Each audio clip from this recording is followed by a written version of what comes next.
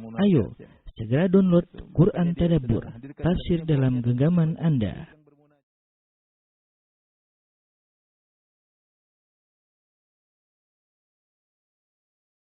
Bismillahirrahmanirrahim. Assalamualaikum warahmatullahi wabarakatuh.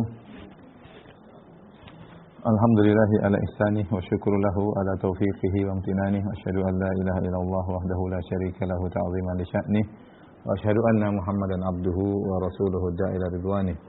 Allahumma salli alaihi wa ala alihi wa ashabihi wa ikhwanih. Para pemirsa yang dirahmati oleh Allah Subhanahu wa taala, para hadirin hadirat, adik-adik dari TKI yang dimuliakan oleh Allah Subhanahu wa taala. Pada kesempatan bahagia ini insyaallah kita akan bahas tentang permasalahan yang penting, yaitu tentang tasyabbuh, yaitu meniru-niru suatu kaum, ya. Pembahasan ini terasa penting terlebih lagi di zaman sekarang yang dimana di negeri-negeri kaum muslimin banyak terjadi ikhtilat, percampuran antara interaksi antara kaum muslimin dengan non muslim atau orang kafir, sehingga terkadang sebagian mengikuti tradisi yang lainnya. Kemudian juga dengan adanya medsos yang dimana yang menguasai sarana informasi adalah orang-orang non muslim, orang kafir, tentunya mereka menunjukkan tradisi mereka, kebiasaan mereka, ibadah mereka dalam film-film mereka, dalam acara-acara mereka yang nonton orang-orang Islam diantaranya, ya, baik dewasa maupun anak-anak, yang akhirnya secara tidak sadar atau sadar, ya, disadari anak-anak remaja, anak-anak mengikuti tradisi-tradisi tersebut, karena guru yang paling cepat berhasil dengan tontonan, dengan apa? Tontonan, ya, dilihat, diikuti, akhirnya termasuk kebiasaan-kebiasaan buruk menjadi biasa bagi orang-orang Islam karena sering menyaksikan apa yang dilakukan oleh orang-orang non-muslim, ya. Bahkan bukan cuma tontonan, bahkan dalam sebagian game juga orang-orang non-muslim tersebut, orang kafir tersebut meletakkan sebagian tradisi-tradisi mereka, ya, untuk ditonton oleh orang-orang Islam diantaranya. Kemudian di sisi lain kita dapati sekelompok orang yang juga terlalu berlebihan, tasyadud, ya, berlebihan, ekstrim dalam masalah tasyabbuh, sehingga banyak hal-hal yang sebenarnya bukan merupakan tasyabbuh dianggap tasyabbuh, ya. Banyak hal yang bukan merupakan tasyabbuh dianggap tasyabbuh, sehingga akhirnya timbul pengharaman yang tidak pada tempatnya. Di lain sisi ada orang juga yang menggampangkan, meremehkan, sehingga seakan-akan tasyabbuh itu tidak ada, ya, bahkan tidak mengapa bercampur baur dengan orang-orang non-muslim, bahkan dalam peribadatan mereka, bahkan dalam tempat ibadah mereka, dan ini terjadi di tanah air kita. Oleh karena kita ingin tahu bagaimana sikap tengah, ya, umat Islam, ya. Kadzalika ja'alnakum ummatan wasata. Kata Allah, demikianlah kami jadikan kalian umat yang tengah, ya. Umat yang tengah, bagaimana menyikapi ini semua. Baik, saya akan bahas sebelum saya membahas tentang dhawabit, tentang kaidah-kaidah berkaitan dengan tasyabbuh. Di sini ada beberapa mukaddimah yang ingin saya sampaikan berkaitan dengan masalah tasyabbuh, ya.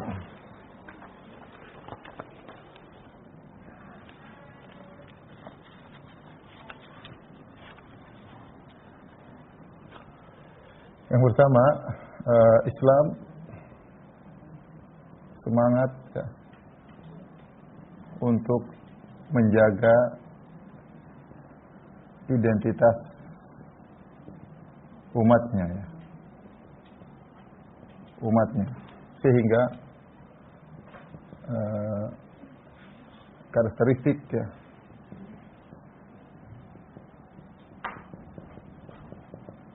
umat Islam sebagai umat yang bertauhid harus terjaga.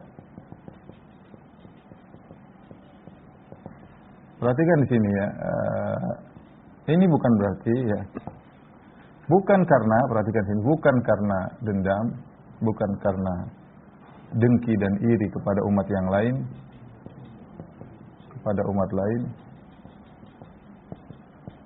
atau karena, bukan pula karena memusuhi dan benci kepada umat lain. Ini harus kita ingat-ingat bahwasanya pembahasan larangan untuk tasyabuh di antaranya dalam rangka untuk menjaga karakteristik umat Islam. Ya, identitasnya harus terjaga. Dan menjaga identitas adalah salah satu sarana untuk menjaga kejayaan umat, ya. Menjaga identitas, perhatikan sini. Menjaga identitas suatu kaum adalah sarana untuk menjaga kejayaan, ya, kaum tersebut. Oleh karenanya, yang berpikiran seperti ini bukan cuma umat Islam. Saya ingatkan, yang berpikiran seperti ini bukan cuma umat Islam, bahkan umat-umat yang lain. Kalau kita sebut dalam sejarah-sejarah bagaimana mereka bisa menjaga identitas mereka untuk menjaga kelanggengan mereka, ya. Ya, ini juga dilakukan oleh umat-umat yang lain, umat-umat atau bangsa-bangsa yang lain, bangsa-bangsa di dunia. Sebagai contoh, para ulama mencontohkan misalnya apa? Misalnya Jerman, kata para ulama Jerman, ketika hendak membangkitkan kejayaannya kembali, maka mereka mengharuskan untuk kaumnya untuk menghidupkan lagi nasionalisme Jerman, ya, dengan bahasanya harus dijaga, kemudian mulai meninggalkan bahasa Inggris misalnya. Jadi orang harus fanatik terhadap kejermanannya, ya. Dengan begitu maka kemudian Jerman bisa bangkit kembali dengan menjaga hal ini. Kenapa? Karena untuk menjaga kedaulatan Jerman atau untuk membuat dia lepas misalnya dari penjajahan yang lainnya, dia harus menunjukkan nasionalismenya, ya. Karakteristiknya apa harus dijaga, ya, supaya bisa tetap kekal dan bisa tetap jaya, ya. Contoh lagi misalnya kalau kita zaman sekarang misalnya sebagian negara kita lihat Jepang misalnya, ya, atau Cina, ya, tetap berusaha menjaga bahasanya. Ini diantara hal yang bisa membuat mereka semakin, mereka berusaha tetap menjaga bahasa mereka, menjaga tradisi mereka, menjaga adat mereka, menjaga budaya mereka. Ya, diantara sarana untuk membuat mereka tetap jaya. Kalau seandainya mereka kemudian terbawa dengan bahasa-bahasa lain, dengan bangsa-bangsa, maka akan hilang ciri khasnya dan akhirnya hilang identitas mereka sebagai Jepang atau sebagai Cina. Menurut saya ini ide atau perkara ini adalah perkara yang sangat logis, ya, karena itu Islam berusaha untuk menjaga identitasnya. Bahkan Yahudi, ya. Contoh Yahudi disebutkan bahasa Ibria atau bahasa Ibrania sudah mulai dilupakan, mulai terlupakan. Tetapi Yahudi mulai menghidupkan kembali bahasa Ibrania menjadi bahasa sebagai pengantar dalam pelajaran-pelajaran mereka. Untuk apa? Untuk menjaga identitas Yahudi. Ya, mereka dalam hal ini lebih ketat lagi. Identitas Yahudi harus dijaga dalam rangka untuk menjaga kejayaan Yahudi. Ini mereka paham akan hal tersebut. Bahkan di antara yang saya baca juga yang menakjubkan seperti India, ya. India, ya. Pernah ada fatwa di sana di India dilarang untuk menjual bunga di hari Valentine. Dilarang untuk menjual bunga hari Valentine karena menurut mereka kepercayaan tentang Valentine ini ada acara-acara pesta Idul Hub, yaitu hari cinta kasih pada tanggal 14 Februari, bertentangan dengan tradisi mereka sebagai orang atau ajaran-ajaran mereka sebagai orang Hindu. Jadi sebenarnya ini salah satu metode Islam untuk menjaga karakteristik umat Islam sebagai umat bertauhid. Dia harus tampil beda, ada punya sifat-sifat yang spesial, berbeda dengan umat-umat yang lain, ya. Wa ma ana minal musyrikin. Seperti kata Nabi SAW dalam Al-Quran, Allah berkata, "Qul hadhihi sabili ad'u ila Allah ala basiratin ana wa man ittaba'ani wa subhanallah wa ma ana minal musyrikin." Katakanlah, wahai Muhammad, inilah jalanku, aku menyeru kepada Allah, ya, di atas ilmu aku dan orang-orang mengikutku, ya. Fa subhanallah, maha suci Allah, wa ma ana minal musyrikin, aku bukan termasuk orang-orang musyrik. Jadi dari sini dia tahu mukadimah tentang urgensinya atau urgensinya kita urgensinya dilarang tasabbuh, ya.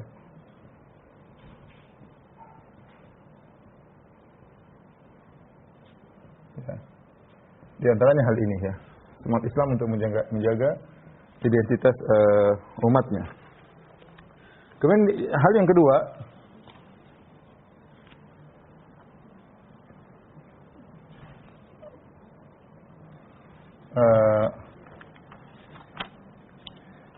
Islam memerintahkan umatnya atau mengingatkan umatnya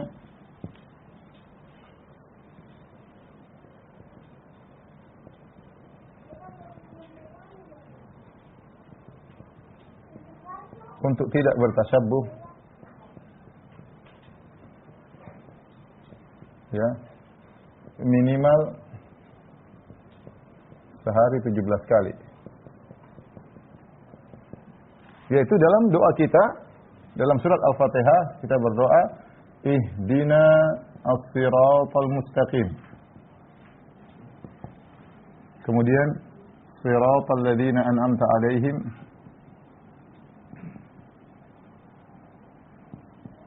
'alaihim kemudian ghairil maghdubi 'alaihim waladdallin.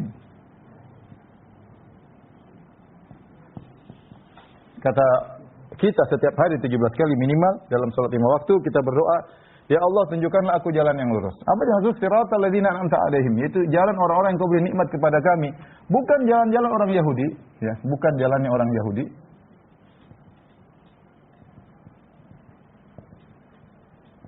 Bukan juga waladdallin, bukan juga jalan orang Nasara yang sesat. Yang ini dimurkai Yahudi orang sesat, bukan pula jalan-jalannya orang-orang Nasara, kaum Nasara. Baik. Ini menunjukkan kita berusaha menjauhi jalannya Yahudi, jalan Nasara, dan ini adalah tidak bertasyabbuh. Ini artinya tidak bertasyabbuh. Karenanya Ibnu Taimiyah rahimahullahu taala punya buku judulnya, Ibnu Taimiyah menulis buku, ya, rahimahullah ta'ala menulis buku judulnya, buku yang sangat indah, buku dengan judul Iqtida Siratil Mustaqim Mukhalafata Ashabil Jahim. Ini buku ini apa artinya? Artinya Siratal Mustaqim mengkonsekuensikan untuk menyelisihi Ashabul Jahim, para penghuni neraka Jahannam. Ya, saya ulangi.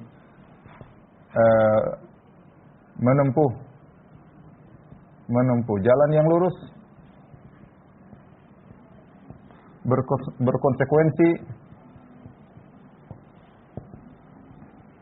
menyelisihi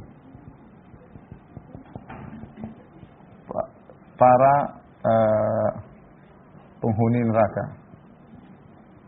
Maksudnya Yahudi dan Nasrani, para penghuni neraka. Karena kalau kita ingin jalan lurus yang murni, mau tidak mau kita harus meninggalkan jalan-jalan Ashabul Jahim. Tidak boleh bertasyabuh dengan Nasara, tidak boleh bertasyabuh dengan Yahudi. Ya. Nah, ini menunjukkan pentingnya kita dilarang tasyabuh karena ini agar kita bisa benar-benar menempuh jalan yang lurus. Konsekuensinya harus meninggalkan jalan-jalan yang tidak benar. Ya. Kemudian di antaranya yang menunjukkan urgensinya kita harus belajar ini,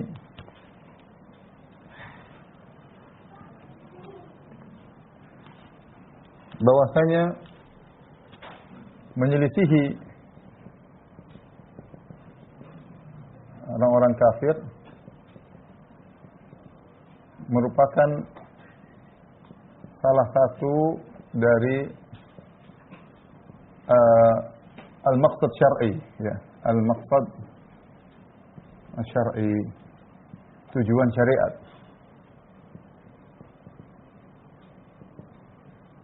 Ini jelas sekali, nampak sekali dari perintah-perintah Nabi SAW. Hal ini nampak sekali dari perintah-perintah Nabi SAW, dari larangan-larangan Nabi. Untuk bertasyabuh. Saya contohkan ya, misalnya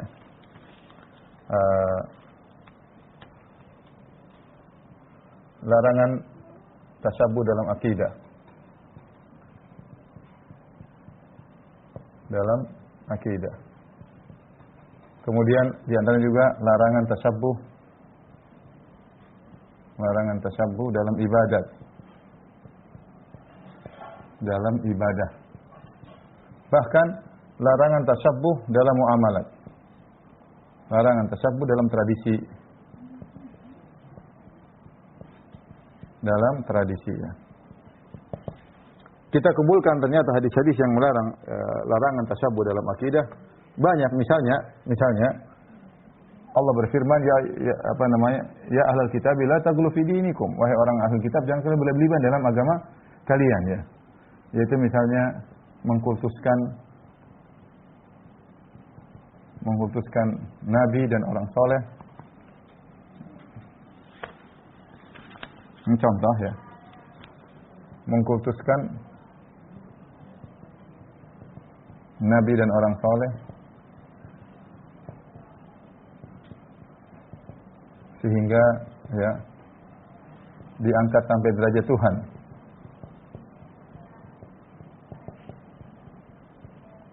Nabi SAW bersabda, "La tutruni kama atratin nasara ibn Maryam, innama ana abdun faqulu abdullahi wa rasuluh." Janganlah kalian terlalu memuji-mujiku ya, berlebih-lebihan kepada diriku sebagaimana orang Nasara berlebih-lebihan kepada Nabi Isa. Innama ana abdun, sungguhnya aku ini seorang hamba. Faqulu abdullahi wa rasuluh. Maka katakanlah Muhammad adalah hamba Allah dan rasulnya. Ini larangan dalam mengkultuskan orang-orang saleh. Dan ini Rasulullah SAW larang ya. Kenapa? Bertasyabuh dengan orang-orang Nasara. Contoh lagi misalnya mengkultuskan kuburan orang soleh. Dan ini banyak ya. Rasulullah SAW melarang karena kebiasaan apa? Orang Yahudi ya. Kata Nabi SAW, laknatullah alal Yahudi wan Nasara ittakhadhu qubur anbiya'ihim masajida. Semoga Allah melaknat atau laknat Allah terhadap orang Yahudi Nasara, mereka menjadikan kuburan nabi-nabi mereka sebagai masjid-masjid, tempat salat. Tidak boleh mengkultuskan kuburan orang soleh, jadikan tempat salat, tempat ibadah, jadikan tempat zikir, jadikan tempat salat ya, membangun masjid di situ, kemudian la tusallu ilal kubur, salat ke arah kuburan. Dan ini larangan tentang masalah akidah dilakukan oleh sebagian kaum muslimin terjerumus dalam larangan ini. Contoh, Nabi SAW melarang ya, berkaitan dengan masalah akidah. Tapi dalam masalah ibadah juga banyak. Ya. Dalam masalah ibadah, contoh Rasulullah SAW ya menyuruh misalnya puasa puasa tanpa sahur ya, Rasulullah larang ya. Rasulullah mengatakan tasahharu, bersahurlah kalian, karena orang-orang ahlul kitab mereka puasa tanpa sahur. Misalnya Rasulullah SAW berpuasa, tapi Rasulullah SAW menyuruh untuk ingin berpuasa Muharram, tapi Rasulullah juga berpuasa pada sehari sebelumnya, yaitu puasa tanpa sahur dilarang ya. Rasulullah SAW ingin puasa 9 Muharram untuk menyelisihi ahlul kitab Yahudi yang hanya berpuasa pada tanggal 10 Muharram. Kata Nabi SAW, la in ishtu ila qabil la asumanna tasi'. Kalau saya akan hidup sampai tahun depan, saya akan puasa pada tanggal 9 Muharram juga. Kenapa? Untuk menyelisih ahlul kitab. Mereka juga berpuasa, kita berpuasa, tapi puasa kita beda dengan mereka ya. Puasa kita dengan sahur, puasa mereka tanpa sahur. Kemudian puasa Muharram didahului dengan tanggal 9 Muharram untuk menyelisih mereka. Adapun mereka hanya tanggal 10 Muharram sebagai bentuk penyelisihan. Nabi menyuruh kita untuk puasa sehari sebelumnya ya. Contoh lagi misalnya ibadah. Ya, Rasulullah SAW bahkan dalam hadis Rasulullah SAW menyuruh ya,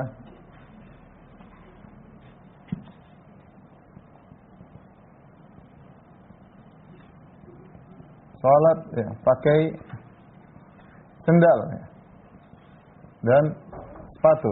Ini zaman dahulu mereka orang-orang Yahudi Nasara kalau mereka beribadah tidak pakai sendal, tidak pakai sepatu ya. Adapun Nabi menyuruh mereka, para sahabat dulu pakai sendal, pakai sepatu untuk menyelisih mereka ketika itu, untuk menyelisih mereka karena mereka ibadahnya seperti itu ya. Jadi ini menunjukkan Rasulullah SAW masalah ibadah. Rasulullah SAW juga tidak ingin adanya tasyabuh. Contoh lagi misalnya, Nabi melarang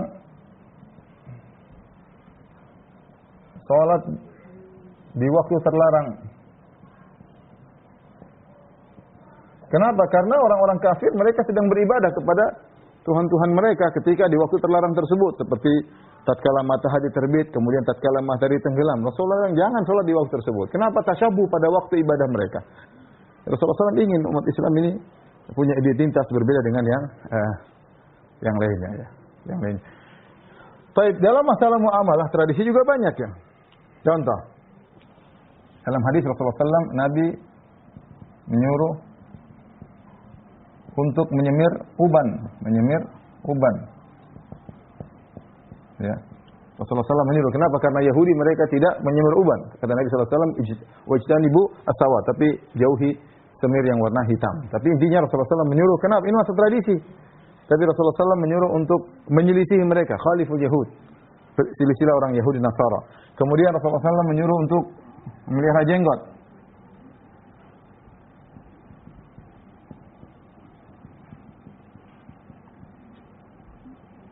Nabi SAW khaliful Yahud wal Majus. Silsilah Yahudi dan Majusi. Ya. Kemudian a'ful liha, waffirul liha. Kata Nabi SAW, panjangkanlah jenggot, lebatkanlah jenggot. Kenapa? Silsilah orang Yahudi dan orang-orang Majusi. Ini perkara tradisi, ini bukan ibadah. Ya, saya ingin jelaskan bahwasanya larangan tasyabuh itu berkaitan dengan akidah, berkaitan dengan ibadah, bahkan berkaitan juga dengan tradisi ya. Kemudian contohnya juga masalah bermuamalah dengan wanita haid.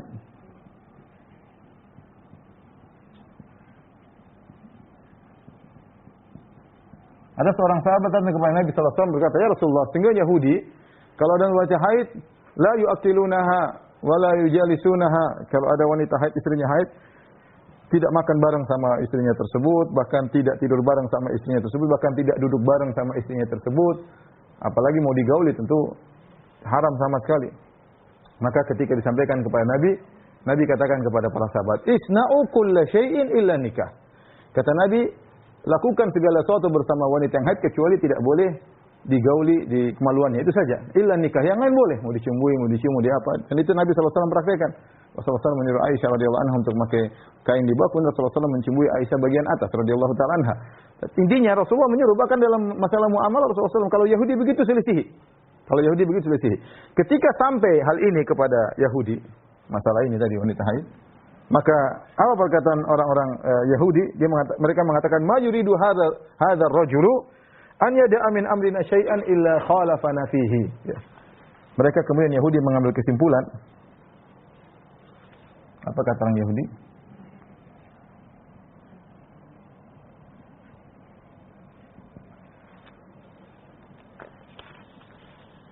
Tidaklah, kata mereka, tidaklah lelaki ini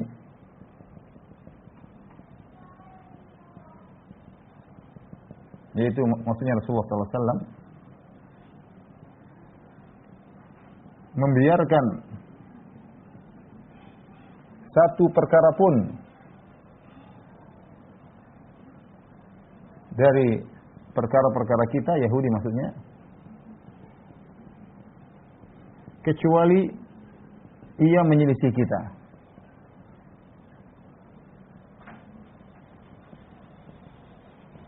Kecuali ia menyelisih kita. Ini dipahami orang Yahudi. Muhammad ini orangnya suruh umatnya untuk menyelisih segala urusan. Akidah apalagi, kemudian ibadah, bahkan masalah tradisi. Ini contohnya tentu masih ada. Ini saya sekedar menyampaikan sebagian contoh bagaimana menyelisih orang-orang kafir merupakan salah satu dari minal maqasid syar'iyyah, tujuan syariat. Memang syariat ingin hal ini. Ya, syariat inginkan hal ini. Ingin kita menyelisih orang-orang Yahudi Nasara, demikian orang kafir agar identitas kita tetap terjaga. Kemudian di antara perkara berikutnya yang menunjukkan urgensinya kita jangan bertasyabuh dengan orang musyrik ya. Yaitu Rasulullah SAW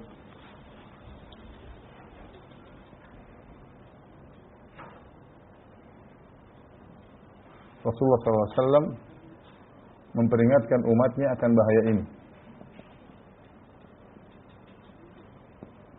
Umatnya akan bahaya tasyabbuh. Niru-niru mereka ya. Di antaranya ya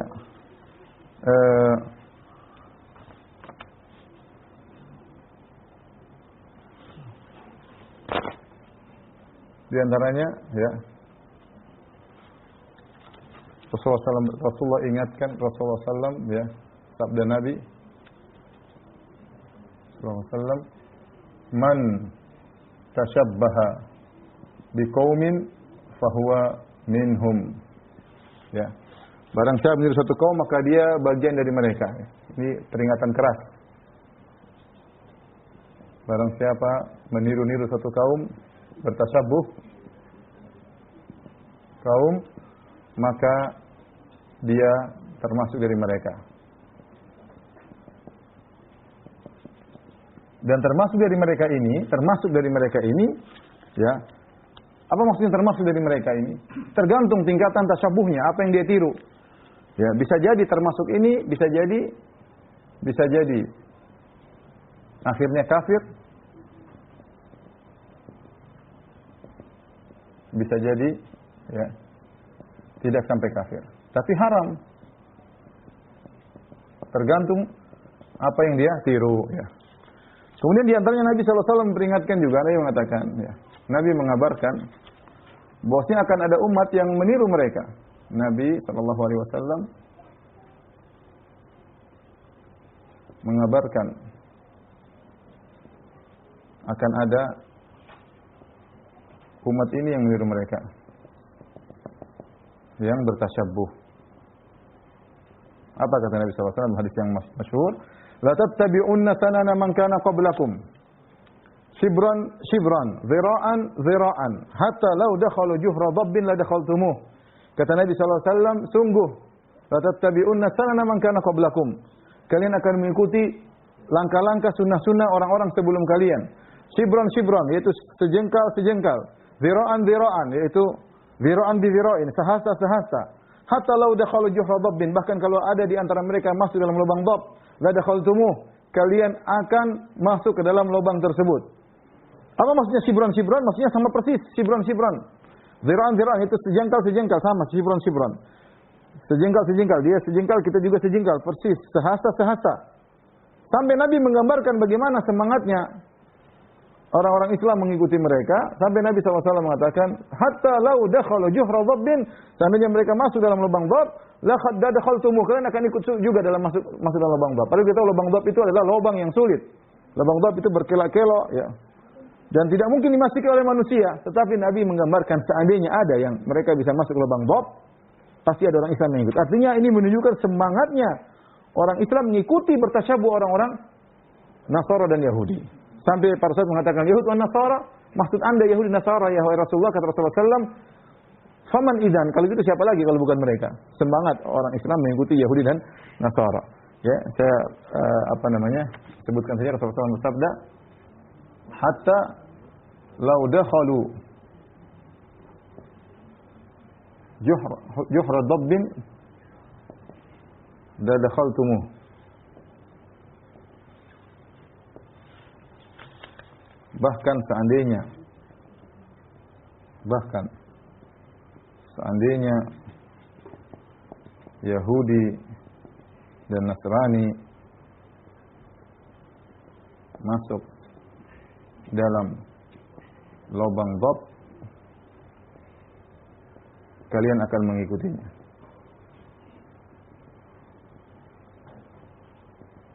Ya. Ini menunjukkan semangat besar untuk tasyabuh. Semangat yang besar untuk bertasyabuh.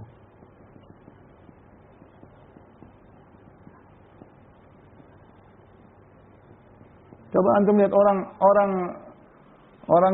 kafir, apa yang mereka lakukan kita ikuti semuanya. Apa yang mereka lakukan sampai kalau ada orang kafir berjalan di tengah jalan, di tengah kota, satu botak kepalanya, sebelah kiri rambutnya panjang, warnanya hijau, ada orang Islam yang mengikuti. Saking semangat, semua yang dilakukan orang kafir diikuti. Mau pakai celana robek kanan, robek kiri, belakang apa segala, diikuti semuanya. Ya. Dalam perkara ibadah, orang Nasara menyangka bahwasanya Tuhan bersatu dengan makhluknya, orang Islam lebih parah. Mengatakan bahwasanya wahdatul wujud, Islam bersatu dengan seluruh makhluknya. Kalau ya Nasara cuma mengatakan Allah bersatu dengan Nabi Isa, mereka enggak. Sebagian orang Islam seluruh bersatu dengan seluruh makhluk. Jadi maksud saya, ini semangat ya. Semangat untuk mengikuti orang-orang Yahudi dan Nasara. Termasuk di antara masalah perselisihan. Kata Nabi sallallahu alaihi wasallam, "Ikhtalafatil yahudu, iftaraqatil yahudu ila 71 firqah wa iftaraqatin nasara ila 72 firqah wa sataftariqu hadhihi al-ummah ila 73 firqah." Yahudi terpecah menjadi 71, yang Nasara terpecah 72, umat ini terpecah menjadi 73 golongan. Banyak hal ya. Hasad, dengki, tidak mengamalkan ilmu dan macam-macam.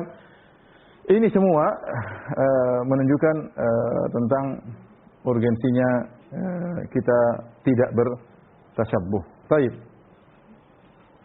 Kalau ditanya, apa hikmah dilarang bertasyabbuh? Nomor 5 ya.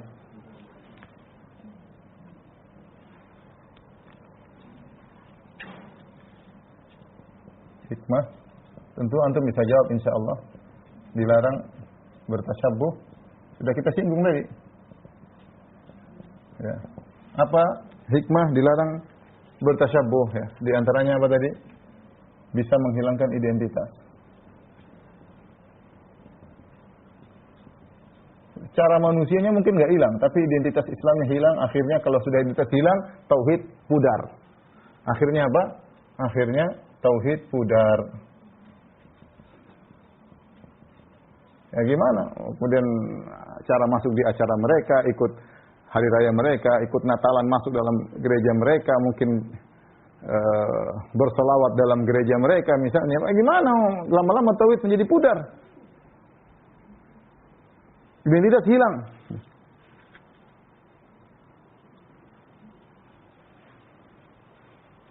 Kemudian di antaranya juga larangan, hikmah dilarang tasyabbuh ya. Tasyabbuh atau jenis tasyabbuh bisa menghilangkan identitas tauhid mudah. Ya, kemudian apa? Yang kedua, tasyabbuh menjadikan orang Islam merasa hina dengan agamanya. Jelas ini ya. Namanya orang yang mengikuti itu derajatnya rendah daripada yang diikuti. Ya. Kita mengikuti orang, kita ya kenapa kita harusnya diikut kita. Kita ikut dia menunjukkan kita terendah. Akhirnya Islam mengikuti, akhirnya kita menganggap mereka suatu kaum yang agung, masalah duniawi, akhirnya kita lupakan agama kita sedikit demi sedikit. Makanya dilarang untuk tasyabbuh. Kemudian juga di antara hikmah dilarang tasyabbuh. Ya, tasyabbuh menghilangkan wala wal bara. Wala dan bara ini istilah tersendiri, masalah loyalitas ya. Kata Allah Subhanahu wa taala, la tajidu qauman ya yu'minu billahi wal yawmil akhir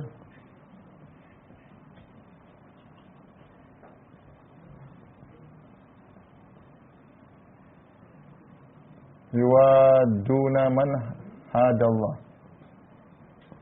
wa rasulah. Kata Allah Subhanahu wa taala, kau tidak akan mendapati suatu kaum yang beriman kepada Allah dan hari akhirat yang bermesra-mesraan mencintai orang-orang yang musuhi Allah dan Rasulnya. Itu jelas. Ya, kalau kita semua ikut-ikutan mereka, bukan yang sekedar hilang kebencian, hilang kebencian terhadap syirik, hilang ghirah terhadap tauhid, hilang, semua hilang. Bahkan kita sama mereka, bahkan kita ngikuti mereka, bahkan kita senang dengan mereka, selesai. Identitas Islam hilang. Ini diantara hikmah-hikmah kenapa kita dilarang untuk bertasyabbuh. Ya. Baik secara dunia kita merasa rendah di hadapan mereka. Ya. Kalau ketemu mereka nunduk karena merasa kita ngikutin mereka, namanya yang mengikuti lebih daripada yang diikuti.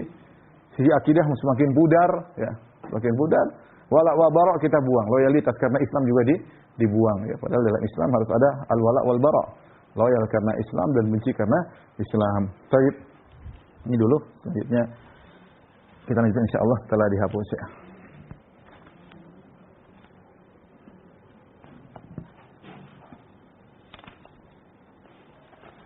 Ini bahasan yang inti adalah tentang kaedah-kaedah dalam masalah tasyabbuh, sehingga kita bisa bedakan mana yang halal dan mana yang haram. Kaedah-kaedah penting berkaitan dengan tasyabbuh. Bertasyabbuh dengan orang kafir. Dengan orang-orang kafir ya. Baik, kaidah yang pertama,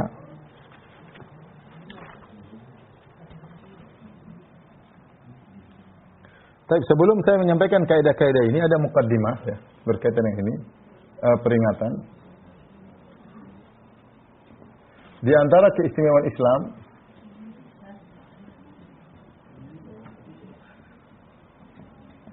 apa keistimewaannya? Islam itu dari satu sisi dia statis, di sisi lain dia dinamis. Statis dalam hal apa? Dalam hal akidah harus kokoh, ya. Akidah, ibadah, ya, kemudian akhlak, ya. Dia statis, tidak boleh berubah dipengaruhi oleh yang lain. Adapun Islam dinamis dari sisi keduniaan, dari sisi keduniaan yang bermanfaat.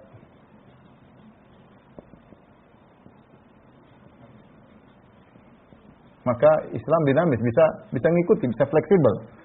Jadi ini sebagai muqaddimah yang saya sampaikan bahwasanya larangan tasyabuh terutama pada perkara-perkara ini yang Islam tidak boleh merubah identitasnya. Adapun masalah yang perkara-perkara dunia bermanfaat, Islam dinamis, boleh, enggak ada masalah jika bermanfaat, boleh diikuti. Ini muqaddimah kesimpulan daripada yang kita sampaikan kaidah-kaidah penting berikut ini ya. Tapi secara detail kita akan bahas kaidah-kaidah ini ya. Yang pertama, ya, tidak dikatakan tasyabbuh, dikatakan seseorang berdosa atau apa namanya, atau tasyabbuh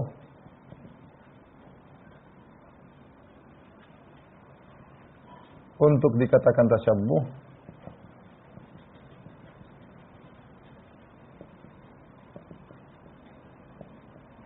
tidak perlu niat,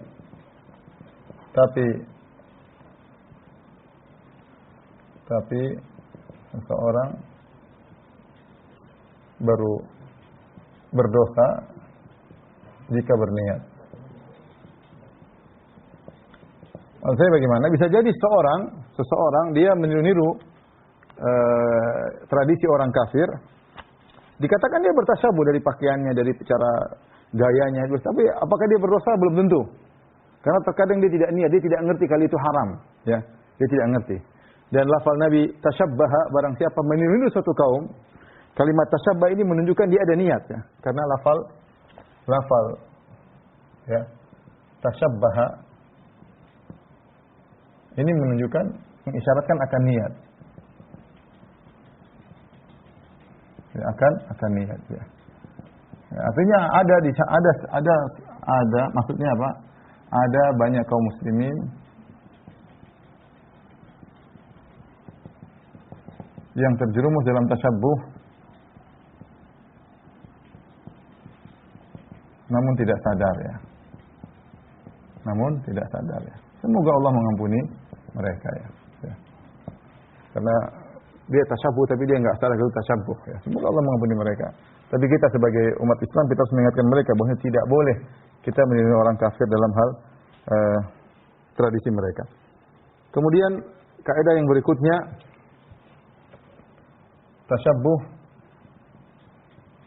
haram secara mutlak jika berkaitan dengan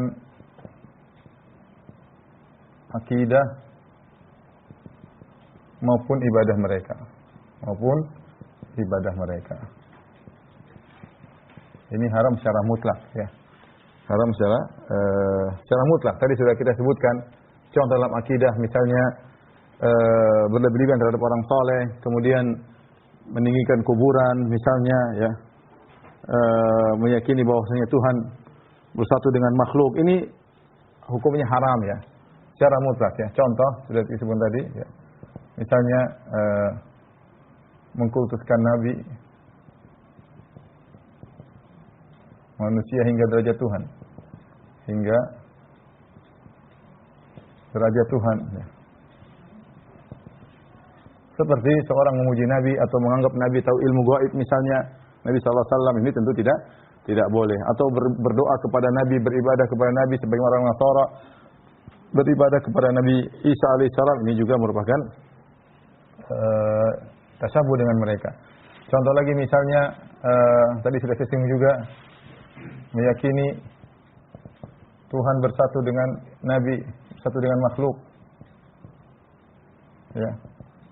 Atau trinitas misalnya, ya, trinitas. Ya, maka ini tidak boleh, ya, seperti sebagaimana keyakinan ahlu wihdatul wujud atau wahdatul wujud, ya, yang meyakini Allah bersatu dengan makhluk. Bahkan ini lebih parah daripada akidah Yahudi dan Nasara. Ya. Contoh lagi misalnya dalam mengkultuskan kuburan. Ya. Meninggikan kuburan, ini semua dilarang, ya. Ini hukumnya adalah haram secara mutlak. Kalau zaman sekarang contohnya apa? Dalam ibadah misalnya, ya. Contohnya misalnya menggunakan, ya, lambang-lambang keagamaan mereka.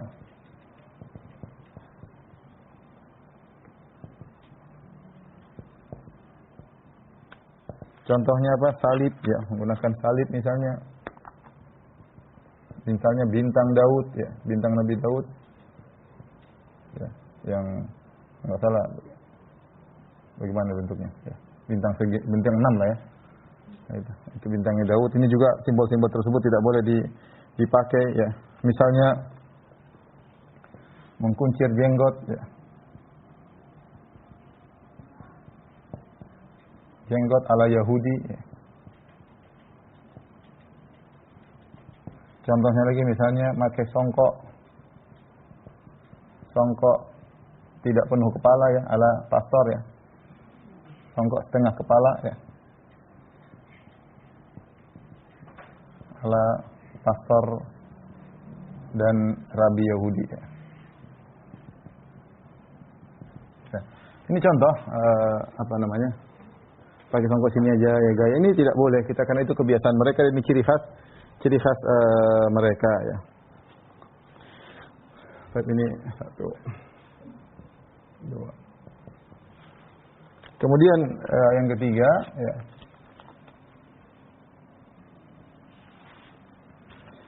bagaimana dengan tasyabuh dalam masalah tradisi? Tasyabuh dalam tradisi. Ada syaratnya, ya. Haram jika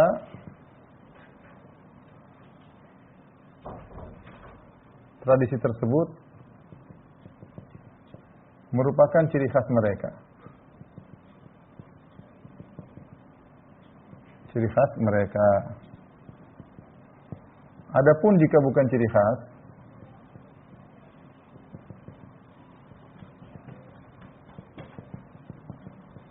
maka tidak mengapa.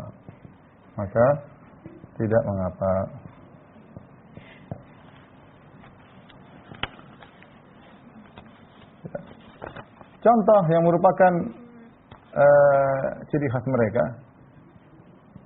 Contoh apa? Hari Valentine, ya.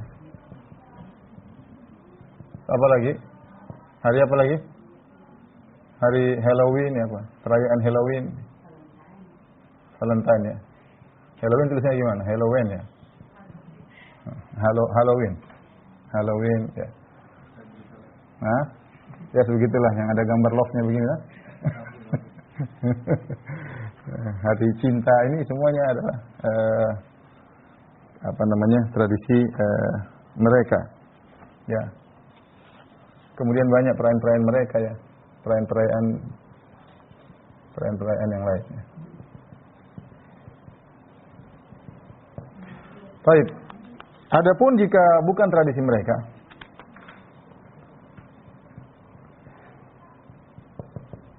bukan tradisi khusus mereka,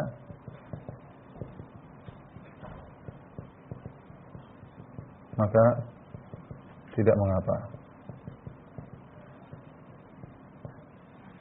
Contoh apa? Bisa jadi dari sini kata para ulama mengatakan ketika kita mengkaitkan syaratnya harus merupakan ciri khas mereka, ini menunjukkan hukum bisa berubah.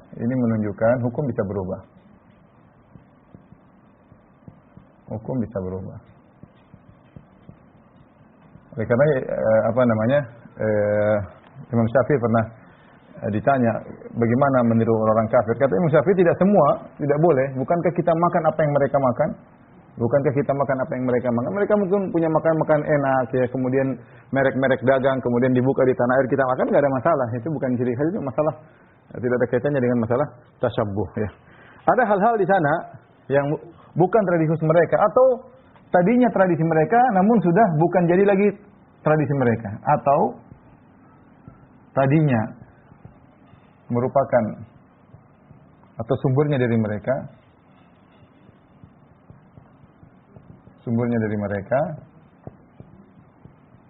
namun sudah tidak lagi jadi tradisi khusus mereka.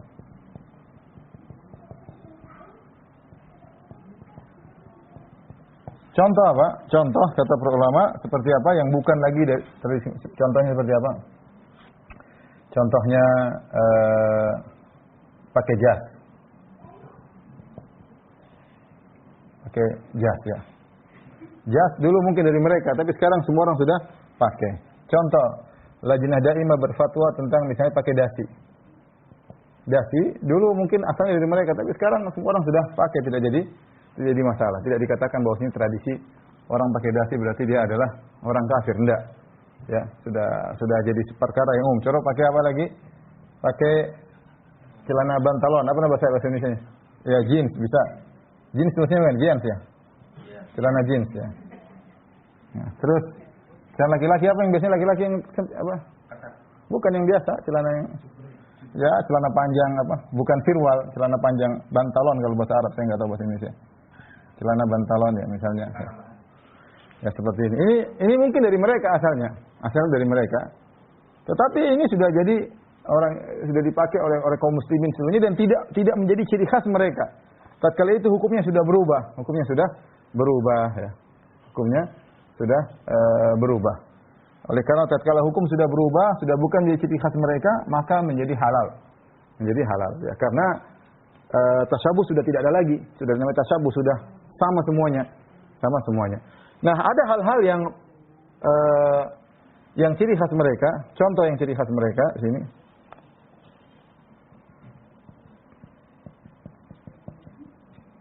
Dalam arah tradisi, selain ini ya, contoh yang lain ya. Ini lanjutan. Ya. Contohnya, kalau berkabung pakai baju hitam.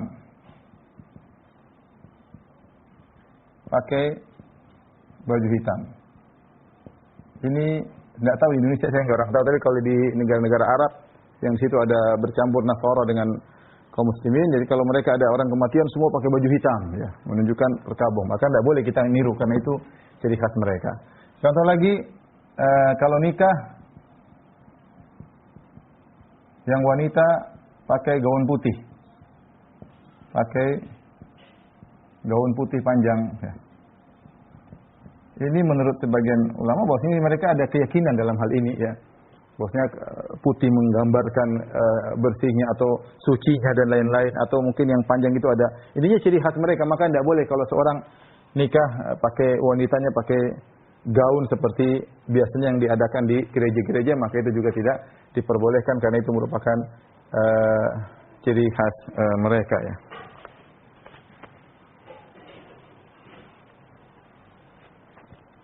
Baik. Yang berikutnya, ya.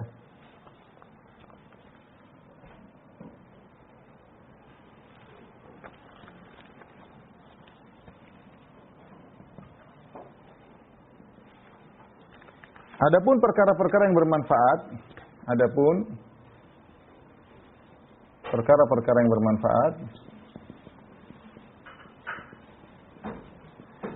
berkaitan dengan teknologi dan lainnya. Teknologi misalnya, kesehatan misalnya, pola hidup yang sehat dan lain-lain. Maka ini tidak mengapa. Ini tidak ada kaitannya dengan tasyabuh. Dengan tasyabuh. Ya. Maka boleh diikuti selama tidak melanggar syariat.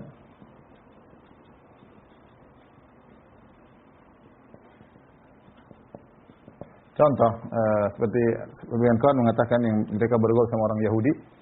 Kata mereka orang Yahudi itu kalau kita kasih undang makan oleh mereka, selalu yang dihidangkan pertama adalah buah. Ya, mereka punya tradisi seperti itu katanya, atau sebagian orang kafir, saya lupa Yahudi yang lain. Tapi mereka punya tradisi makan buah dulu katanya. Ini melancarkan pencernaan dan lain-lain. Maka seorang meniru boleh-boleh saja. Ya. Nabi Shallallahu Alaihi Wasallam menggunakan metode Khandaq dalam perang menggelik parit. Padahal itu tradisi Persia. Ketika dalam perang Khandaq, Salman Al-Farisi berkata, "Ya Rasulullah, inna idza husirna khandaqna." Ya Rasulullah, kami kalau terkepung kami pakai khandaq. Bikin khandaq sehingga parit, sehingga orang tidak bisa tembus. Rasulullah kerjakan meskipun tradisi Persia. Contoh juga disebut Rasulullah dalam perang Taif. Perang Taif menggunakan manjanik.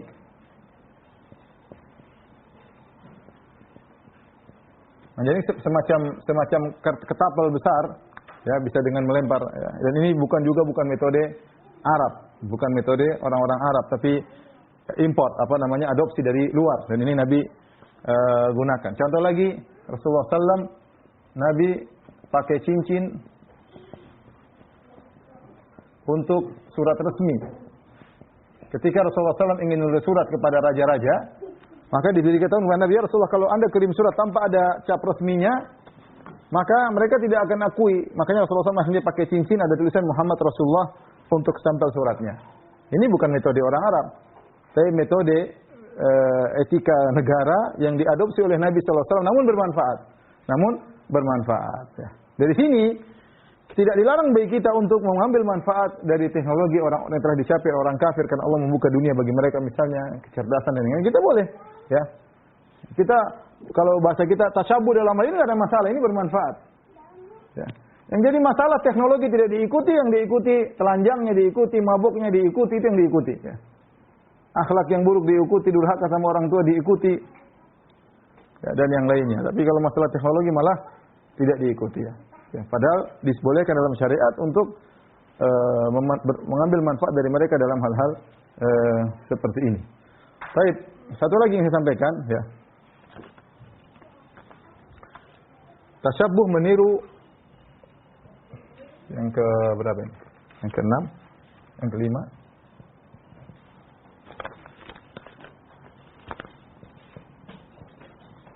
Tasyabuh meniru orang kafir perorangan, secara person.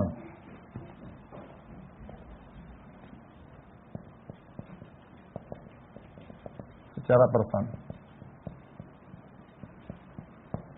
Ini hukumnya juga tidak boleh, ini hukumnya haram.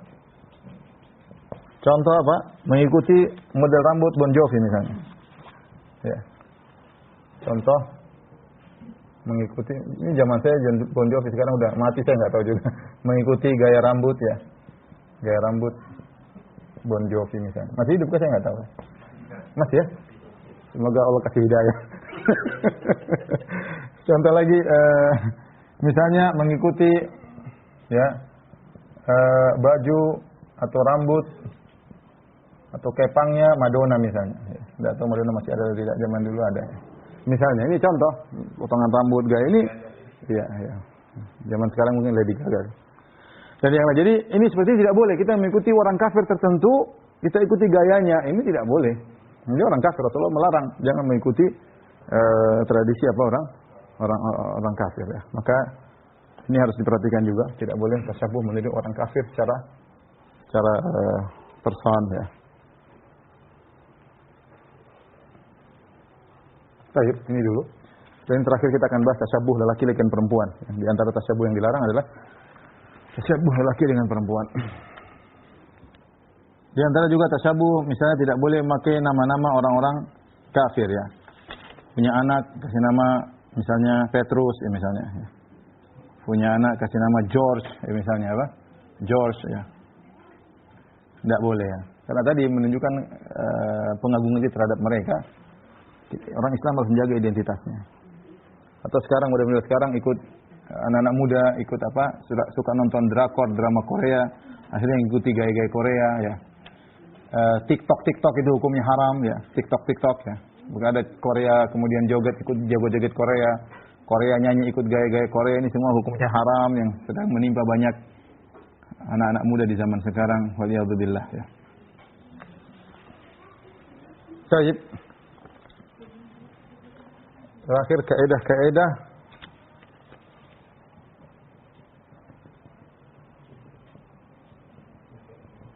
berkaitan dengan tasyabuh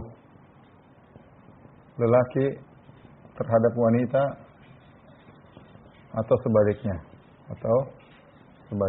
ya. Tentunya Rasulullah SAW melarang hal ini. Dalam hadis kata Nabi SAW, la'ana Rasulullah SAW, la'ana Allah al-mutashabbihat, la'ana Allah al-mutashabbihat minan nisa birrijal wal mutashabbihin minar rijal bin nisa. Kata Nabi sallallahu alaihi wasallam ya, Allah melaknat para lelaki yang meniru wanita dan para wanita yang meniru para lelaki.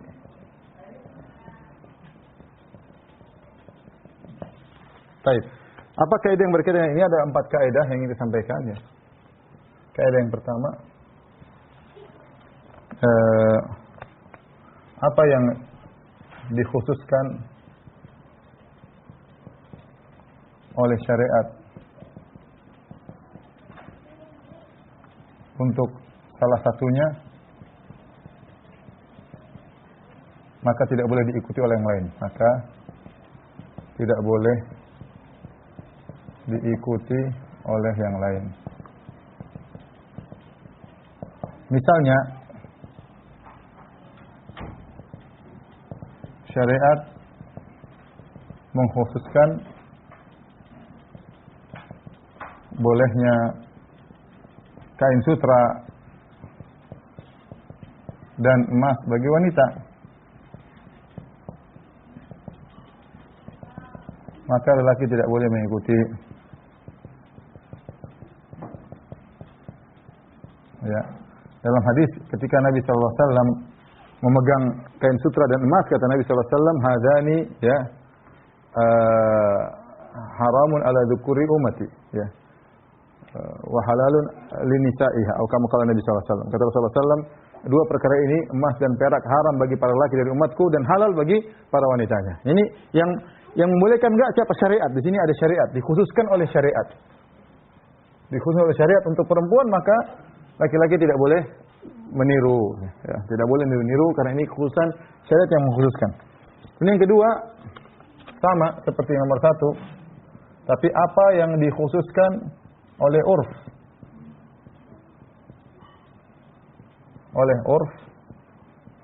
tradisi kepada salah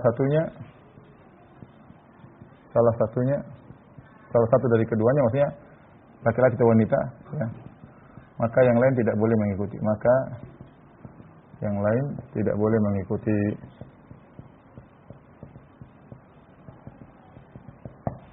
Dan ini banyak misalnya apa ya? Misalnya rok ya. Rok buat wanita. Ya. Maka lelaki tidak boleh pakai rok ya. Misalnya apa lagi? Anting-anting ya. Buat wanita ya. Maka lelaki tidak boleh mengikuti. Misalnya celana khusus lelaki, maka wanita tidak boleh memakai misalnya. Adapun celana yang bisa laki-laki bisa perempuan berarti tidak khusus. Berarti tidak khusus ya. Berarti tidak khusus misalnya ya. Atau baju ternyata sesuatu. Pokoknya intinya yang merupakan khusus wanita secara urf itu wanita yang pakai, maka laki-laki tidak boleh mengikuti ya. Nanti kalau karena apa? Berpengaruh dari cara bicara, cara berpikir.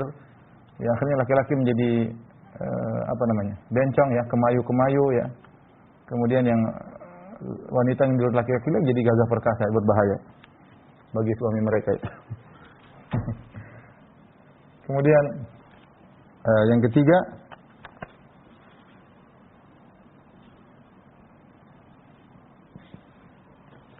jika ada dalil syar'i yang membolehkan keduanya untuk melakukan hal tersebut atau memakai hal tersebut, memakai sesuatu, maka tidak ada tasyabbuh. Contoh cincin. Cincin, dalil syar'i menunjukkan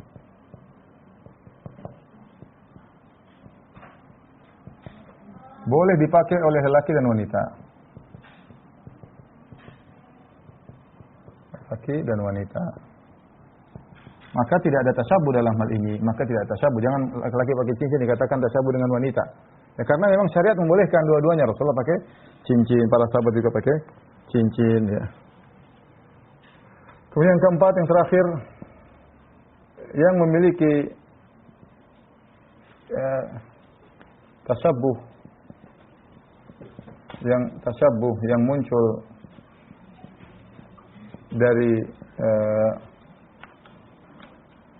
dari sananya, ya, maka berusaha semaksimal mungkin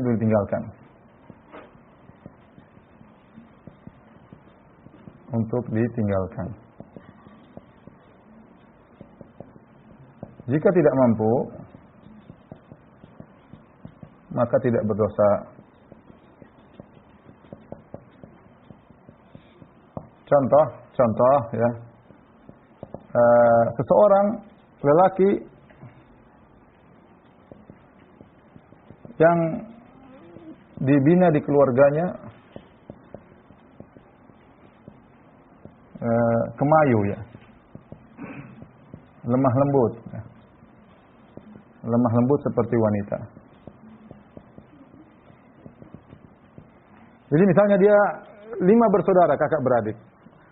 Anak pertama, anak kedua, anak ketiga, 4 perempuan semua. Dia anak terakhir laki-laki. Tapi karena dia mainnya sama kakak-kakaknya perempuan terus, maka akhirnya dia seperti gaya bicaranya seperti perempuan, mainannya boneka, kemudian jalannya seperti perempuan karena lingkungan untuk merubah dia ya. Menjadi seperti itu. Maka orang seperti ini kita suruh dia untuk meninggalkan sikap-sikap tersebut. Ya, semaksimal mungkin dia berusaha. Tapi kalau dia sudah berusaha ternyata tidak berubah-ubah juga, ya kita bilang la yukallifullahu nafsan illa usaha. Itu di luar kemampuan seseorang. Inilah kaidah yang berkaitan dengan tasyabuh antara laki dengan wanita. Yang perlu saya ingatkan terakhir, ya, peringatan.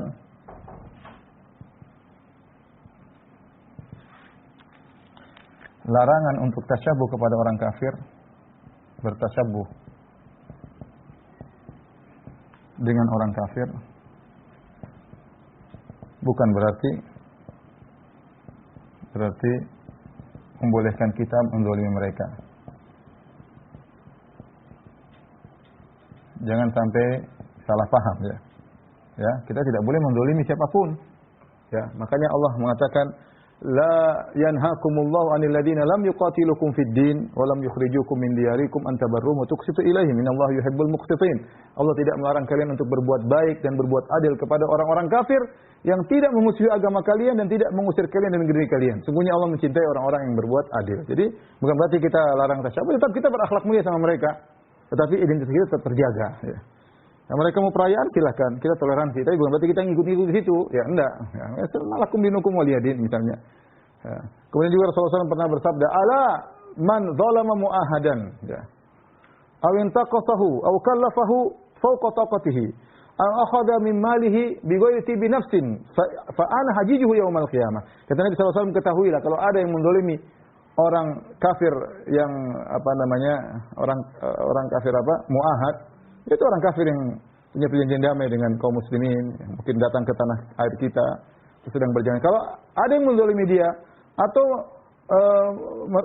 merendahkannya, ya kemudian tanpa hak, ya kemudian kalau jadi anak buahnya di pekerjaan orang kafir, kamu jadi pembantu udah kerja yang setengah mati, ya membebani dia di luar daripada kemampuannya, gajinya wajar tapi pekerjaannya disengaja diberat-beratin karena dia kafir, ya. Atau mengambil hartanya tanpa dia ridho, kata Nabi, aku akan mendebat dia pada hari kiamat. Aku akan bela orang kafir tersebut pada hari kiamat. Ini peringatan keras dari Nabi SAW. Bukan berarti tatkala kita belajar tentang larangan tasyabuh kemudian kita menjadi sangar, kemudian jadi kita ingin orang mengenal Islam dengan akhlak yang mulia, kita sampaikan dengan cara yang baik ya. Maka Nabi SAW Allah berfirman, "Wala tujadilu ahlal kitabi illa billati hi ahsan, illa alladziina dzalamu minhum." Jangan kalian berdialog dengan orang-orang ahlul kitab kecuali dengan cara yang terbaik, kecuali yang zalim di antara mereka, enggak ada masalah.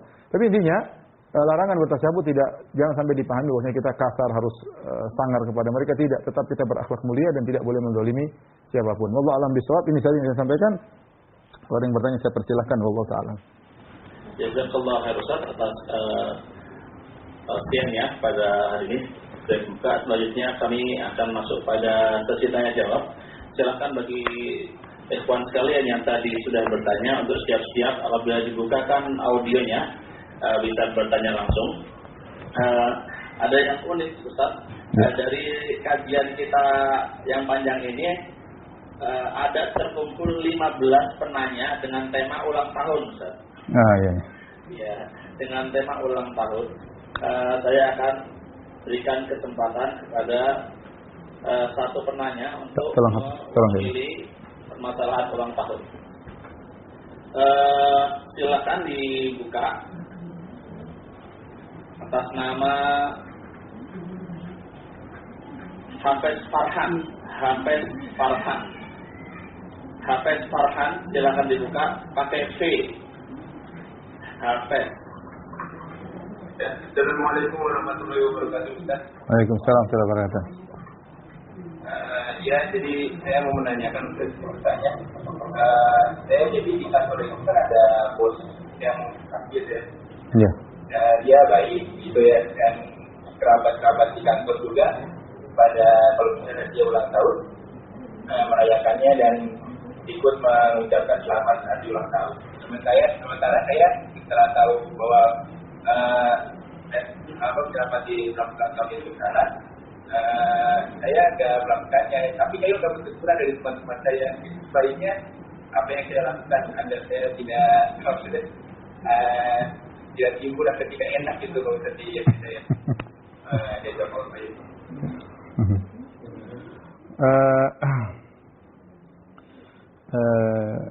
Di antara tradisi-tradisi ya, ayat ya, perayaan-perayaan yang tidak diajarkan oleh Islam adalah perayaan ulang tahun ya. Nabi SAW ketika datang ke kota Madinah ya, Nabi mendapati orang-orang lahum yaumani yal'abuna fihima. Orang-orang Madinah mereka bermain-main 2 hari, hari raya mereka ya. Maka Nabi SAW mengatakan, innallaha qad abdala lakum khairan minhuma ya.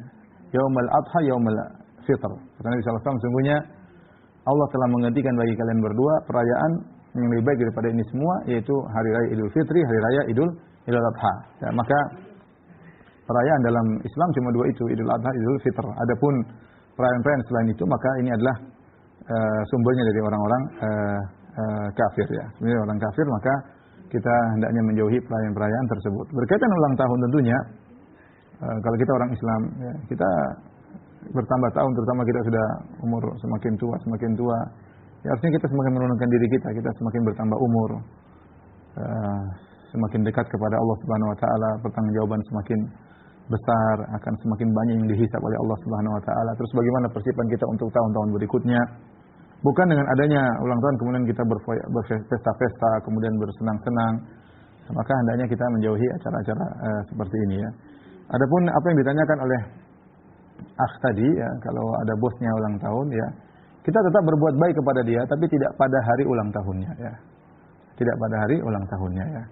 Apapun kata kawan-kawan ya, kita tanggapi dengan baik saja. Kalau kita merasa tanggapan kita semakin parah, sudah nggak usah tanggapi, senyum-senyum aja ya. Tapi kita ketemu bos, kita ramah-ramah saja seperti biasanya ya. Seperti biasanya. Kita tunjukkan bahwasanya bukan berarti kalau kita nggak mengucapkan selamat ulang tahun berarti kita tidak menghormati dia. Tidak demikian. Ya silakan ya. Ya, tapi kita jangan hanya sekedar mengikuti kata-kata orang, akhirnya kita terjebak dalam hal-hal tersebut ya. Wallahu taala alam bisawab. Jazakallahu khairan. Ini kalau nggak disampaikan pertanyaannya, saya takut banyak yang melakukan. Ada 5 pertanyaan tentang bagaimana dengan mengganti kalimat selamat ulang tahun dengan barakallahu fi umrik gitu kan. Itu ada 5 pertanyaan yang bertanya hal yang sama. Kalau orang mendoakan kita bilang amin aja. Kita tidak bikin perayaan ya. Kita tidak bikin perayaan ya. Kita didoain kapan saja ya. Mat milad misalnya. Ya, nanti ya, Valentine diganti dengan mat mahabbah ya. Apa? Selamat mahabbah, hari mahabbah ya. Idul hub ya. Mahabbah kan Islami ya. Jadi kalau orang doain kita bilang amin aja, nggak ada masalah ya. Kita tidak perlu menghidupkan, karena ulang tahun sulit kita bisa mengontrol. Kalaupun misalnya kita bilang ulang tahun boleh. Ulang tahun boleh, orang ulang tahun gimana ya? Sudah bikin acara, musik-musik, nyanyi-nyanyi, terkadang laki-laki perempuan ya. Kemudian pakai lilin misalnya umur 60, lilin 60 ya. Nah, kalau sempat ada kita canda, ini kayaknya hari ulang tahun ini. Ya, kalau udah tua jangan pakai lilin, pakai bor. Jadi bor 60 bor ya. Jadi menurut saya tradisi ini kita tinggalkan ya. Jadi akhirnya masuk pada anak-anak juga pada yang kita di sini. Kalau ulang tahun tidak dikasih apa, seakan-akan tidak disayang, seakan-akan tidak di. Ini kita hilangkan. Maksudnya kita sayang pada anak setiap saat, tidak tunggu dia ulang tahun, tidak tunggu dia ulang tahun. Karena ini berkaitan dengan ayat. Ayat itu sesuatu yang berulang-ulang per tahun dan dirayakan seperti perayaan, itu tidak boleh. Lain halnya misalnya kita perayaan bukan Id, bukan sesuatu yang berulang. Contoh, kita buka perusahaan baru, kita perayaan, boleh kan? Itu tradisi. Contoh naik pangkat, bikin perayaan, tidak apa-apa, itu tradisi. Itu bukan suatu Id, itu suatu yang al-aud, dari suatu yang berulang-ulang. Maka kalau setiap tahun dirayakan, ini tentunya menjadi Id, dan dalam Islam tidak ada Id kecuali 2, Idul Fitri, Idul Adha. Tapi kalau ada acara-acara yang lain, perayaan senang-senang selama tidak melanggar syariat, ya maka tidak jadi masalah selama bukan Id. Pertanyaan selanjutnya saya bacakan dari Rebelia. Ustaz mohon izin, saya pernah jadi MC untuk acara perayaan Natal di kantor saya bekerja, padahal saya beragama Islam. Bagaimana tobatnya, Ustaz? Tobatnya udah istighfar pada Allah Subhanahu Wa Taala, jangan ulang lagi ya, jangan ulang lagi. Kalau mereka mengundang lagi ada acara, biarkan mereka yang MC sendiri ya.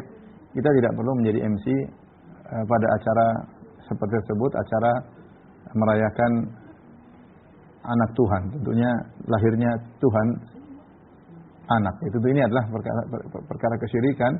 Maka biarkan mereka menjalankan acara mereka, walaupun kita tidak umat Islam, tidak. Wallahu a'lam bishawab. Iya, betul Ustaz. Pertanyaan selanjutnya, ada banyak pertanyaan terkait masalah ini.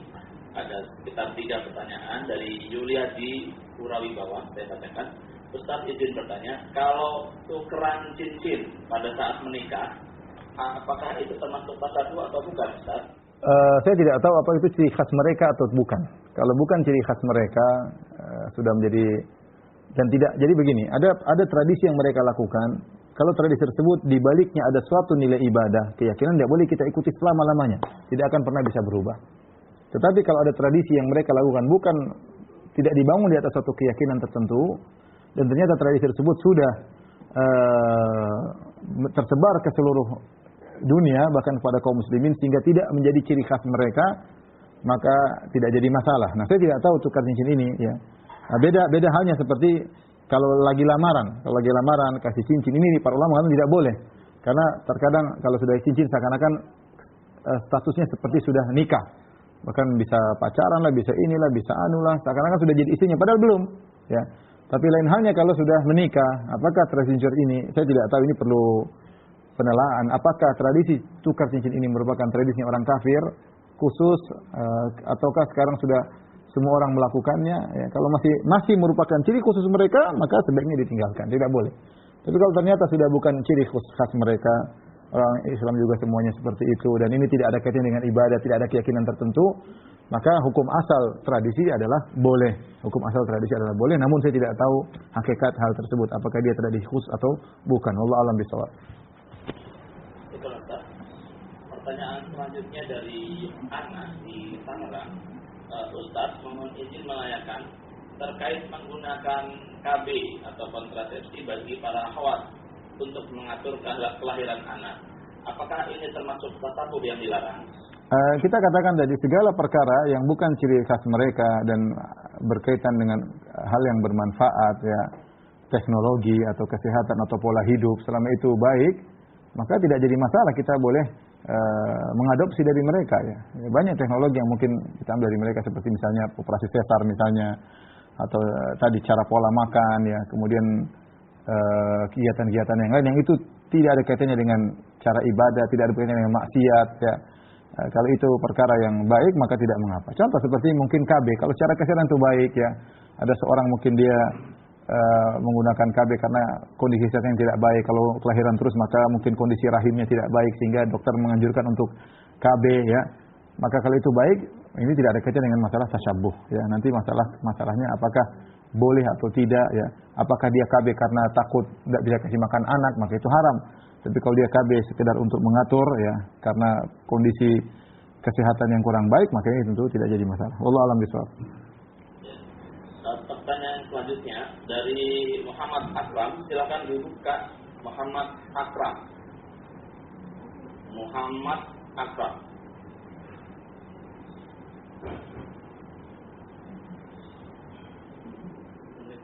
Waalaikumsalam warahmatullahi wabarakatuh.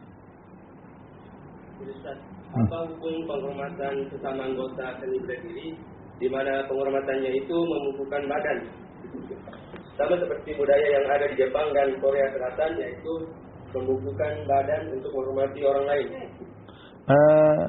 Kita dalam Islam tidak boleh inhina, menundukkan badan untuk menghormati orang lain, ya. Tapi kalau tidak menundukkan badan, sekedar misalnya begini, ya, ini tradisi sudah tersebar di mana-mana, ya.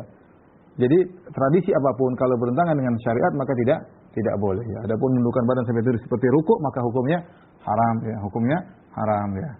Adapun jika tradisi tersebut sudah tersebar, ya, dan ternyata tidak bertentangan dengan syariat, bukan merupakan ciri khusus mereka lagi, bukan merupakan ciri khas mereka lagi, maka tidak mengapa, karena sudah hukum asal tradisi boleh. Tapi kalau menundukkan badan, ini sepertinya dua hal yang menjadikan dia terlarang. Pertama, mungkin masih menjadi tradisi khas mereka sebagai sumber asal misalnya karate tersebut, ya, dari negeri tertentu, Jepang atau Cina misalnya. Yang kedua, menghormati orang dengan menundukkan badan tersebut, rukuk, seperti rukuk ini hukumnya haram. Wallahu a'lam bishawab. Iya. Ustaz, ini ada pertanyaan dari Ummahat juga. Ini pertanyaannya unik. Ustaz, apakah mengikuti make up khas Korea atau Amerika juga termasuk tasawuf? Bila ingin bermake up untuk suami, apakah ada kaidahnya?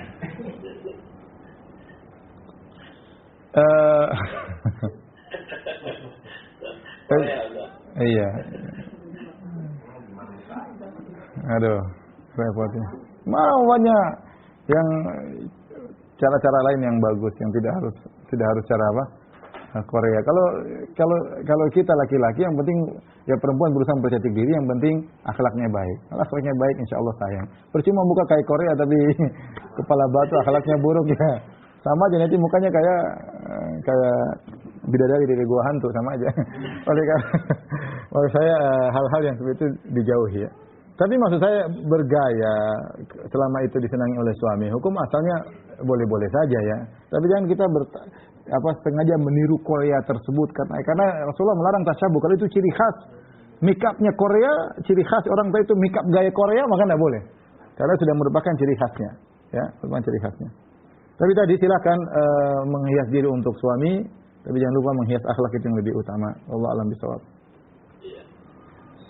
Selanjutnya Ustaz, silakan dibuka pertanyaan dari Saifullah. Silakan.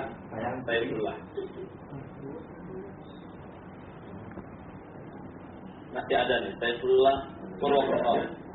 Masih ada Mas, tapi saya bacakan saja. Ya. Di sini masih dibaca. Pertanyaannya bagus. Di sini juga masih saya lihat masih ada di daftar. Ustaz, mohon bertanya, Bapak saya bernama Markus. Pada saat ini usia beliau sudah di atas 80 tahun. Mohon saran, apakah harus mengganti namanya saat ini atau bagaimana baiknya? Ya udah 80 tahun sudah ada uzur. Suruh kita ganti nama bapak dengan nama lain, kalau dia ridho bagus ya. Kalau dia ridho bagus, tapi kalau dia 80 tahun kita nggak tahu orang uzur, nggak ngerti dan yang lain. Tapi kalau kita panggil ya, boleh kita panggil dengan nama yang lain ya. Karena itu ciri-ciri nama-nama orang-orang Nasara ya. Iya, bagus. Iya. Ya. Coba di pertanyaan selanjutnya. Kapan pertanyaan terakhir Pak? Pertanyaan terakhir. Banyak sekali. Ya, cari yang terakhir. Saya coba cari situ, pilih yang terakhir yang mana coba? Ada nggak? Yang terakhir nih yang banyak yang jadi pertanyaan masalah ini Ustaz. Dari Haddad, silahkan dibuka Haddad. Ini masalah memanjangkan rambut bagi ikhwan Ustaz. Iya. Gondrong. Iya. Ya, silakan. Haddad Bandung. Iya. Saya silakan Bang. Apakah kalau kita memanjangkan rambut itu bagian dari tasyabuh kepada wanita? Oke, ini berkaitan dengan tradisi. Berkaitan dengan apa? Tradisi. Kalau tradisi tersebut berubah menjadi ciri khas wanita, ya misalnya, maka sebaiknya kita hindari ya. Kita tahu bahwasanya Rasulullah SAW rambut beliau pernah panjang sampai ke pundak ya. Demikian juga sebagian orang-orang saleh pun demikian ya. Tetapi kalau kita di tanah air kita ya, kita tidak melarang. Yang penting laki tersebut rapi, kemudian menjaga rambutnya ya, sehingga tidak kita katakan dia tasyabuh dengan wanita ya. Kecuali kalau memang rambut panjang ciri khas wanita ya, sementara kita laki-laki ya, dan laki-laki tidak ada yang berambut panjang ya, itu mungkin baru kita bahas. Tapi kenyataannya sekarang masih banyak laki-laki berambut panjang. Tetapi bukan berarti kalau kita berambut panjang, laki-laki berambut panjang kemudian kita meniru gaya-gaya wanita dalam mengurusi rambut tersebut. Itu yang hati-hati ya. Jadi kalau kita rambut panjang ya kita gaya laki, rambut panjang gaya laki bagaimana, tidak jadi masalah ya. Tetapi tadi ini karena ini masalah tradisi, maka kita lihat maslahat dan mudarat. Lihat maslahat dan mudarat. Kalau kita di suatu tempat ternyata orang memandang rambut panjang adalah suatu yang tercela, ya sudah, kita sebaiknya tidak perlu ya, karena mereka tidak ngerti, karena akan menimbulkan tuduhan-tuduhan yang tidak. Tapi kalau orang-orang udah ngerti, tidak jadi masalah rambut panjang, toh dia berambut panjang tapi dia berakhlak mulia, tapi tetap menunjukkan kelaki-lakiannya, ya maka insya Allah tidak jadi masalah. Jangan sampai rambut panjang, kemudian pakai konde, kemudian pakai bando, kemudian lemah-lemah. Ini repot kalau gitu ya. Itu yang saya khawatirkan ya. Saya khawatirkan ya. Tapi kalau rambut panjang tapi tetap nampak sikap laki-lakinya, insya Allah tidak jadi masalah. Demikian saja Bang Pitung apa yang bisa saya sampaikan. Mohon maaf karena terbatasnya ilmu dan juga waktu. Semoga bisa ditanyakan kepada ustaz-ustaz yang lain. Wabillahi taufiq wal hidayah. Assalamualaikum warahmatullahi wabarakatuh.